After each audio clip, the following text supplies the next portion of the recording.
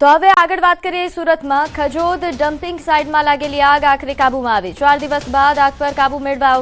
Fire વિભાગે ભારે જહેમત બાદ કાબૂ મેળવ્યો છે। આગ બુઝાવવામાં 27 લાખ લીટર પાણીનો ઉપયોગ થયો। આગ કયા કારણોસર લાગી તેની તપાસ શરૂ કરાશે। વધુ વિગત સાથે મારી સાથે સંવાદદાતા કીર્તેશ જોડાઈ ગયા છે। કીર્તેશ, આગ આખરે કાબૂમાં આવી છે, પરંતુ કયા કારણોસર આગ લાગી તે હજુ સુધી જાણી શકાયું નથી।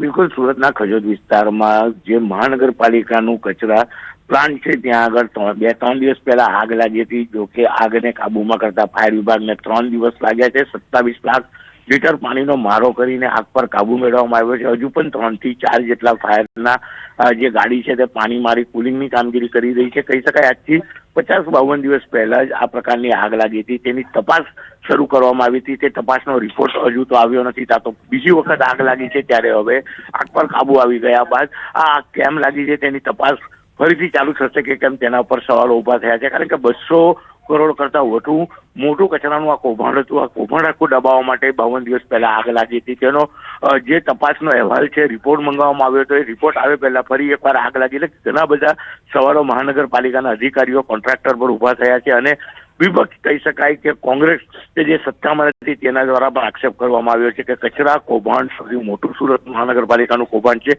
અને આ કૌભાંડને દબાવવા માટે સતત બીજી વખત આગ લગાડવામાં આવી હતી। જી આભાર માહિતી આપવા બદલ।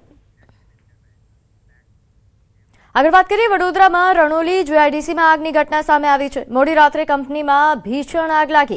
આગના કારણે દોડધામ મચી હતી। ફાયર બ્રિગેડના જવાનો સ્થળ પર દોડી આવ્યા। ભારે જહેમત બાદ આગ પર કાબુ મેળવવામાં આવ્યો। પોલીસ અધિકારીઓ પણ સ્થળ પર દોડી આવ્યા હતા। ઘટનામાં કોઈ જાનહાનિ નથી સર્જાઈ। આગ લાગવાનું કારણ હજુ અકબંધ છે।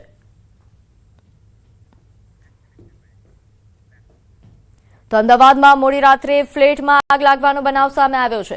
ગોતા વંદે માતરમ વિસ્તારની આ ઘટના છે, જ્યાં સાયન્સ સુપર ફ્લેટમાં મોડી રાત્રે આગ લાગી હતી। ફાયર ફાઇટરે આગ પર કાબુ મેળવી લીધો છે। આગને લઈને અનેક લાઇટના મીટરો બળીને ખાખ થયા। બચાવ માટે એક વ્યક્તિએ બીજા માળેથી ઝંપલાવ્યા હોવાની વિગત પ્રાપ્ત થઈ। ઇજાગ્રસ્ત થતા તેને સારવાર અર્થે ખસેડાયો।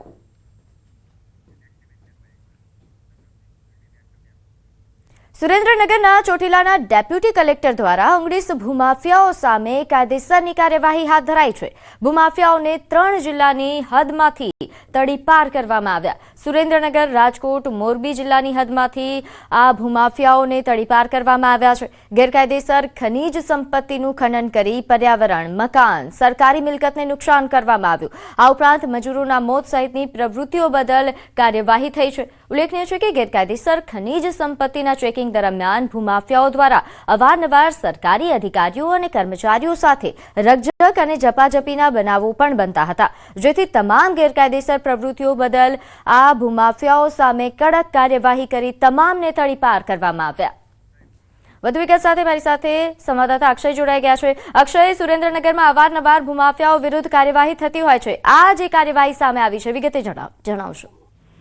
ચોક્કસથી વાત કરવામાં તો ચોટીલા જે ડિવિઝન છે એના હેઠળ આવતા 3 તાલુકામાં સાયલ, ચોટીલા, મૂળી અને થાન, આ 3 તાલુકાઓમાં કાર્બોસેલ સહિતના જે ખનીજ છે એનું બેફામપણે ગેરકાયદેસર ખનન અને વહન કરવામાં આવી રહ્યું છે। છેલ્લા 1 વર્ષમાં અંદાજે 400 થી વધુ જે છે કાર્બોસેલના ગેરકાયદેસર ખાડાઓ પકડાઈ ચૂક્યા છે। ત્યારે વારંવાર જે ગેરકાયદેસર ખનનમાં જે ભૂમાફિયાઓની સંડોવણી બહાર આવી છે, તેવા 19 જેટલા શખ્સો જે છે એ ચોટીલા અને મૂળી તાલુકાના છે। તેમને હાલ જે ચોટીલા નાયબ કલેક્ટર છે તેમના દ્વારા 3 જિલ્લામાંથી સુરેન્દ્રનગર, મોરબી અને રાજકોટમાંથી તડીપાર કરવાનો હુકમ કરવામાં આવ્યો છે। ક્યાંક જે ખનનનું જે નિયમિત જે ખનન થઈ રહ્યું છે તેને ડામવા માટે અને ખનન માફિયાઓની પ્રવૃત્તિ પર રોક લગાવવા માટે આ એક આકરો નિર્ણય લેવામાં આવ્યો છે। તેને લઈને ક્યાંક ને ક્યાંક બીજા ખનન માફિયાઓમાં પણ ફફડાટની લાગણી ફેલાઈ જવા પામી છે।